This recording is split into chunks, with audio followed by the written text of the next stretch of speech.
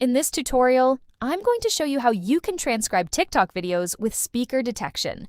To do so, find the video you'd like to transcribe and click on the share icon. This also works in the same manner for mobile devices. After, visit tickneuron.com and click on the Sign In button. There, log in with your Google account and proceed the steps. In the dashboard, click on TikTok Advanced Transcription from the Tools overview or from the sidebar. There, click on the paste icon to paste the link and click on the Transcribe Now button. The transcription takes a few seconds and will appear whenever it is ready. The transcription is ready. It comes with speaker labels A and B, as you can see in this box. You can now copy the transcription or either download as SRT, VTT, or TXT. Thanks for watching and see you in the next video.